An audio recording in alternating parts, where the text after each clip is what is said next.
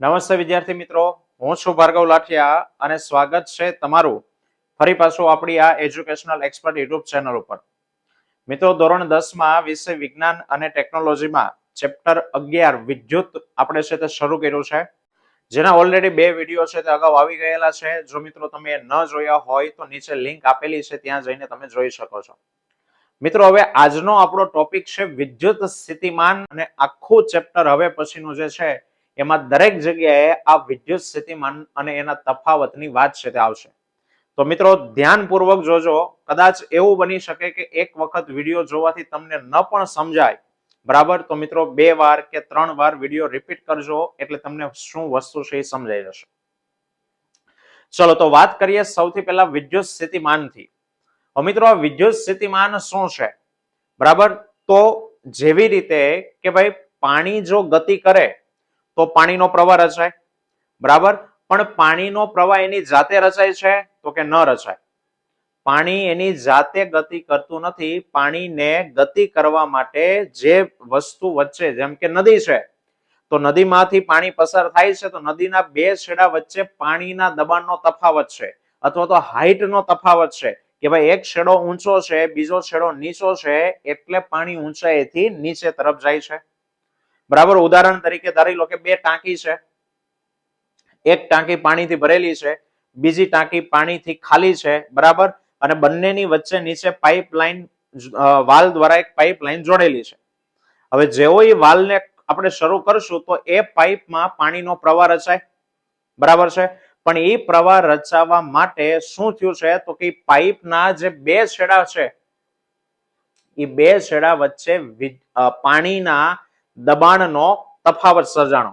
કારણ કે એક છેડે પાણી છે અને એક છેડે પાણી નથી, તો 2 જગ્યાએ ડિફરન્સ આવ્યો, અને એટલા માટે પાણી જ્યાં વધુ છે ત્યાંથી જ્યાં ઓછું પાણી છે ત્યાં જાય, બરાબર? તો મિત્રો, જેમ પાણી જાતે ગતિ નથી કરતું, એવી રીતે આપણે વિદ્યુત પ્રવાહમાં વાત કરીએ કે સાહેબ વિદ્યુત ભાર જો ગતિ કરે તો વિદ્યુત પ્રવાહ રચાય, બરાબર? એવું લાસ્ટ ટાઈમ આપણે ભણી ગયા. પણ મિત્રો યાદ રાખો કે તારમાંથી, કોઈ વાહક તારમાંથી વિદ્યુત ભાર એની જાતે નથી ગતિ કરતો. વિદ્યુત ભારને ગતિ કરાવવા માટે વિદ્યુત સ્થિતિમાન અને એનો તફાવત છે તે જોઈએ છે. ચલો, આ શું છે વિદ્યુત સ્થિતિમાન? તો મિત્રો એનો આખો શબ્દ હું તમને કહું તો કે વિદ્યુત એટલે વિદ્યુત ભાર, સ્થિતિ એટલે સ્થિતિ ઉર્જા, અને માન એટલે મૂલ્ય. તો આમ વિદ્યુત સ્થિતિમાનનો અર્થ થાય છે વિદ્યુત ભારની સ્થિતિ ઉર્જાનું મૂલ્ય. કે સાહેબ જે વિદ્યુત ભાર અંદરથી પસાર થાય છે એની પાસે કઈક સ્થિતિ ઉર્જા છે, બસ એ વિદ્યુત ભારની સ્થિતિ ઉર્જા, એટલે એને કહેવામાં આવે છે વિદ્યુત સ્થિતિમાન. ચલો એક ઉદાહરણ દ્વારા સમજીએ કે ભાઈ ધારી લો કે એક વિદ્યુત ભાર મેં મૂકેલો છે, ધન વિદ્યુત ભાર છે, બરાબર? હવે આ વિદ્યુત ભારની આજુબાજુમાં એક એવો વિસ્તાર હોય કે એ વિસ્તારની અંદર જો કોઈ બીજો વિદ્યુત ભાર આવે, એ પછી પ્લસ હોય કે માઇનસ હોય, પણ જો એની અંદર બીજો વિદ્યુત ભાર આવે ને તો જ પહેલો વિદ્યુત ભાર બીજા વિદ્યુત ભાર ઉપર પોતાનું આકર્ષણ કે અપાકર્ષણ પ્રકારનું બળ લગાડી શકે. ચુંબકની માફક, એક ચુંબક છે, ચુંબકની આજુબાજુ એક એરિયા હોય, એ એરિયાની અંદર જો બીજું ચુંબક આવે તો આનું બળ એના ઉપર લાગે.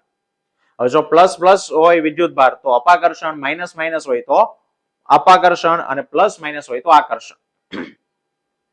ચલો સમજો મિત્રો કે ભાઈ એક વિદ્યુત ભાર મૂક્યો છે, એની આજુબાજુનો વિસ્તાર કે વિસ્તારની અંદર જો બીજો વિદ્યુત ભાર આવે તો એનું બળ એના ઉપર લાગે છે. તો એ વિસ્તારને કહેવામાં આવે મિત્રો વિદ્યુતીય ક્ષેત્ર અથવા તો વિદ્યુત ક્ષેત્ર. ક્ષેત્ર એટલે વિસ્તાર, કે ભાઈ વિદ્યુત ભારનો એ એરિયા છે, આટલો વિસ્તાર છે, કે એ વિસ્તારમાં જો બીજો આવશે તો એના ઉપર શું લગાડશે? એ બળ લગાડશે, બરાબર છે?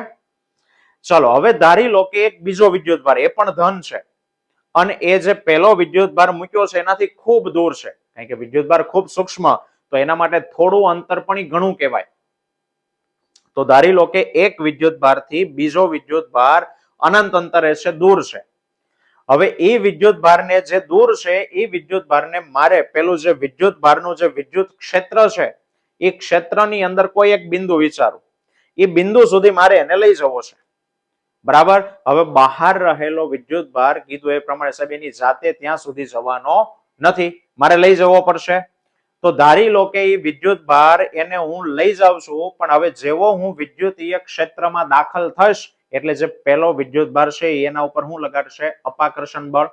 બે પ્લસ પ્લસ છે, એક ધન વિદ્યુત ભાર મેં મૂકીને રાખ્યો છે, બીજો ધન વિદ્યુત ભાર મેં પકડેલો છે. ધારી લો કે હવે જે પકડેલો વિદ્યુત ભાર છે એને હું વિદ્યુતીય ક્ષેત્રના જે મેં બિંદુ ધાર્યું છે બિંદુ સુધી હું લઈ જાઉં છું.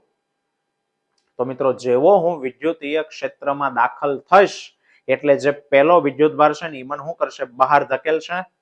જે વિદ્યુત ભાર અંદર દાખલ થવા વાળો છે એ પણ પ્લસ, જે અંદર રાખેલો છે એ પણ પ્લસ. પ્લસ પ્લસ વચ્ચે અપાકર્ષણ થવાને કારણે થશે એવું કે સાહેબ હું અંદર જવા તો માંગુ છું પણ અંદર વાળો વિદ્યુત ભાર શું કરે છે? બહાર ધકેલે છે.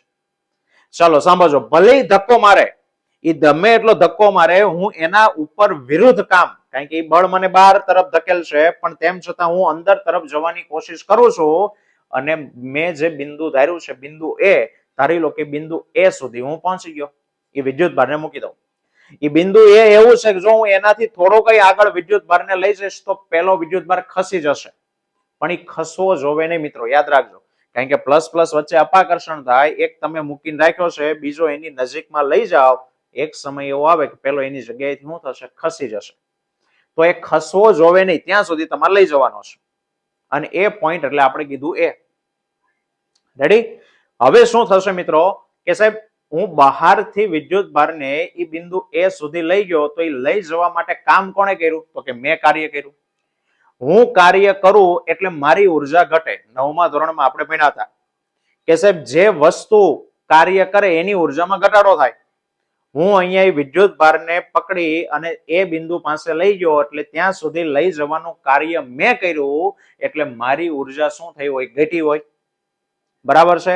હવે મારી ઉર્જા જેટલી ઘટી, ઉર્જા સંરક્ષણનો નિયમ કે સાહેબ ઉર્જા ન ઉત્પન્ન થાય ન નાશ થાય, તો મારામાં ઘટાડો થઈ ગઈ ક્યાં? તો કે મારામાં જે ઉર્જા ઘટી એ ઉર્જા પેલા વિદ્યુત ભારમાં સંગ્રહ પામી. બિંદુ એ પાસે વિદ્યુત ભાર પહોંચી ગયો છે તો બિંદુ એ પાસે એ વિદ્યુત ઉર્જા વિદ્યુત ભારમાં સંગ્રહ પામી અને સંગ્રહ પામેલી ઉર્જાને મિત્રો શું કહેવાય? સરસ, સ્થિતિ ઉર્જા કહેવાય. તો બિંદુ એ પાસે એ જે આવી એનામાં ઉર્જા, એ એની સ્થિતિ ઉર્જા, એટલે એને કહેવાય વિદ્યુત ભારની સ્થિતિ ઉર્જા, જેને આપણે શું નામ આપ્યું? વિદ્યુત સ્થિતિમાન. બરાબર? તો મિત્રો આ હતા વિદ્યુત સ્થિતિમાનની સમજ. હવે એની વ્યાખ્યા જોજો. વ્યાખ્યા કંઈક આ પ્રમાણે છે કે એકમ ધન વિદ્યુત ભારને, એકમ એટલે એક, ધન વિદ્યુત ભારને અનંત અંતરેથી વિદ્યુતીય ક્ષેત્રના કોઈ એક બિંદુ સુધી લઈ જવા માટે આપણે જેમ લાવ્યા એ પ્રમાણે કે ભાઈ ગોળો ધારી લો કે વિદ્યુત ભાર છે, એની આજુબાજુ વિદ્યુતીય ક્ષેત્ર, અનંત અંતરે એક વિદ્યુત ભારને અંદરના બિંદુ સુધી લઈ જવું છે, તો ત્યાં લઈ જવા માટે વિદ્યુતીય બળની વિરુદ્ધ કરવું પડતું કાર્ય. સાહેબ કેમ વિદ્યુતીય બળ? તો કે તમે અંદર જવા માંગો છો પણ પેલો વિદ્યુત ભાર તમને બહાર ધકેલે છે, તો એ વિદ્યુતીય બળની વિરુદ્ધ કરવું પડતું કાર્ય, એ કાર્યને જ વિદ્યુત સ્થિતિમાન કહેવામાં આવે. સાહેબ કેમ કાર્યને જ વિદ્યુત સ્થિતિમાન કહેવાય? ચલો આંકડો આપો, સમજો. કે ધારો કે એ વિદ્યુત ભાર જે દૂર હતો ત્યાંથી વિદ્યુતીય ક્ષેત્રમાં લઈ જવા માટે મેં 5 જૂલ કાર્ય કર્યું. ઉદાહરણ તરીકે મેં 5 જૂલ કામ કર્યું. હવે હું જેટલું કાર્ય કરું એટલી મારી ઉર્જા શું થાય? ઘટે. તો મારી ઉર્જા બોલો કેટલી ઘટી હશે? સરસ, વેરી ગુડ. 5 જૂલ ઉર્જા મારી શું થઈ હશે? ઘટી હશે. હવે મારી ઉર્જા જેટલી ઘટી એટલી જ ક્યાં ગઈ? વિદ્યુત ભારમાં ગઈ. સરસ. કેટલી એનામાં આવી હશે? 5 જૂલ. તો બિંદુ એ પાસે જ્યારે વિદ્યુત ભાર પહોંચી ગયો ત્યારે એ વિદ્યુત ભાર પાસે ઉર્જા કેટલી છે મિત્રો? 5 જૂલ છે. હવે મેં કાર્ય કેટલું કર્યું? તો 5 જૂલ. તો વ્યાખ્યા આપણે શું કીધી કે ભાઈ અનંત અંતરેથી વિદ્યુત ભારને વિદ્યુતીય ક્ષેત્રના એક બિંદુ સુધી લઈ જવું હોય તો જે કાર્ય કરવું પડે ને કાર્યને જ વિદ્યુત સ્થિતિમાન કહેવાય. એની સ્થિતિ ઉર્જા કેટલી છે? 5 જૂલ. મેં કાર્ય કેટલું કર્યું? તો 5 જૂલ. તો જે મેં કાર્ય કર્યું એ જ એની શું કહેવાય? સ્થિતિ ઉર્જા, એટલે એને કહેવાય વિદ્યુત સ્થિતિમાન. ચલો મિત્રો, આ એની વ્યાખ્યા હતી. હવે વ્યાખ્યા પરથી સૂત્ર બનાવતા મેં તમને આગળના વિડીયોમાં બતાવ્યું છે કે ભાઈ આખી વ્યાખ્યામાં કેટલી રાશિ છે જુઓ. તો કે એક તો વિદ્યુત ભાર છે, બરાબર, બીજું કરવું પડતું કાર્ય છે, અને ત્રીજું કોણ આવ્યું? વિદ્યુત સ્થિતિમાન. સ્વાભાવિક છે કે જેની વ્યાખ્યા હોય એનું સૂત્ર બનાવવાનું હોય તો વિદ્યુત સ્થિતિમાન બરાબર વ્યાખ્યામાં જેના નામની આગળ એકમ શબ્દ હોય એ વસ્તુ છેદમાં આવે. તો બોલો કોના નામની આગળ એકમ શબ્દ હતો? તો કે વિદ્યુત ભાર. તો સૂત્રમાં વિદ્યુત ભાર ક્યાં આવે? છેદમાં. અને કરવું પડતું કાર્ય ક્યાં આવે? અંશમાં. તો સૂત્ર શું થયું મિત્રો? કે ભાઈ વિદ્યુત સ્થિતિમાન બરાબર કરવું પડતું કાર્ય છેદમાં વિદ્યુત ભાર. હવે જો તમે વ્યાખ્યામાં કીધું વિદ્યુત ભાર એકમ હોય, એકમ એટલે એક, તો સાહેબ છેદમાં એક થઈ જાય, વિદ્યુત ભાર એક થઈ જાય તો છેદ એક થઈ ગયો તો કરવું પડતું કાર્ય એને શું કહેવાય? વિદ્યુત સ્થિતિમાન. ચલો એનું એક નાનું ટૂંકું સંજ્ઞા વાળું સૂત્ર બનાવીએ કે ધારો કે Q જેટલો વિદ્યુત ભાર છે. વિદ્યુત ભારની સંજ્ઞા Q, કે ભાઈ Q વિદ્યુત ભારને અનંત અંતરેથી વિદ્યુતીય ક્ષેત્રના કોઈ એક બિંદુ સુધી લઈ જવા માટે કરવું પડતું કાર્ય જો W હોય, ધારી લો કે કેટલું કાર્ય કરવું પડે છે? W. તો વિદ્યુત સ્થિતિમાન V બરાબર W ના છેદમાં Q લખાય. V એટલે વિદ્યુત સ્થિતિમાન, W એટલે કાર્ય વર્ક અને Q એટલે વિદ્યુત ભાર. બરાબર? તો વ્યાખ્યા પરથી સૂત્ર બની ગયો. ચાલો હવે બનાવીએ એનો SI એકમ. તો મિત્રો SI એકમ શું છે? તો કે જે રીતે સૂત્ર છે એ રીતે એના એકમો મૂકો.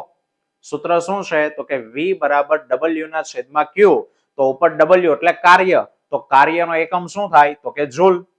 છેદમાં શું છે? વિદ્યુત ભાર, તો વિદ્યુત ભારનો એકમ શું થાય? કુલમ.